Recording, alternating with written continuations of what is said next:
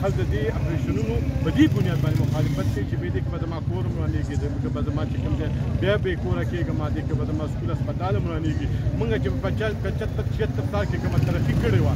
یا څه راکړی شوي وو د مراعاتو په نوم باندې د مفاداتو په نوم باندې هغه څیزونه زموږ د لاسه لاړل هغه سکولونه زموږ وران کړل هغه هسپتالونه زموږ وران کړل هغه کالجونه هغه څه داسې هېڅ قسم چې کوم د ریاست څه موږ ته راکړي وو موږ ته پاتې نه شول نو ټول نه عام خبره چې کومه ده هغه همدغه بنیاد باندې ده چې داسې قسمه اپریشنونو موږ په دغه بنیاد او په دغه تناظر باندې کوم څیز چې ښه کېږي موږ سیاسي خلک یو موږ د دې خاورې سره تعلق لرو انشاءالله موږ به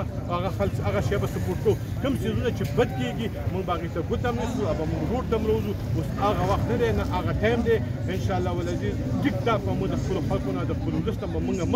مخکې به ترې روان یو او دوی به موږ پسې وروسته او موږ به غلطو کارونو ته یا غلطو خبرو ته یا دویم چې کوم ډالري جنګ و د هغې نه د راوتلو بل ین جنګ چې کېدلو چې کوم د چاینا یا پیما باندې کېږي یا د هغوی په وینا باندې کېږي او دغه څیزونه چې کوم دی د منافقت په بنیاد باندې کېږي انشاءالله دې ته به موږ هرګز هم نه پرېږدو او د دې به موږ ټکر مخالفت ما تاسو په بیان کې وویل مخکې هم خلک ګډوال شو مخکې هم خلک دربدر شو اوس بیا خلک همدغه سوچ کوي چې دوی دهشتګردو ته څه وایي نه هغوی یار زه به تاسو نومونه واخلم باقاعده د وانټډ او مطلوب کسان هغه دوی پرېښودل د دوی نه وتښتېدل هلیکاپټرو کې د فیضون او د فیضونه بوځي هلته اسلام آباد ته بوځي هلته په کوارټرو کې ورسره په کمرو کې ورسره او بیا به یو تښتېدو د ایران ته لاړو د ایران لاره ترکي ته لاړو د ترکي نه لاړ یو ځای ته دا سفر څنګه کوي دا ټول ستاسو په سلام باندې کوي دا ټول ستاسو په سوچ او فکر باندې کوي طریقې هم ورته تاسو ښایي زموږ د پښتنو په سرونو باندې یاره بله درته ووایم دا جنګ په پنجاب کې ولې نشته دی دا جنګ په دغه کې ولې نشته اوس په بلوچستان کې پښتون پروت دی او په خیبر پښتونخوا کې پښتون پروت دی بس دلته به موږ په جوان جنګ کې او پیسې او دغه جزیرهګانې او پلاټونه او دغه مزې او چرچې هغه دوی کوي او تباه او بربادي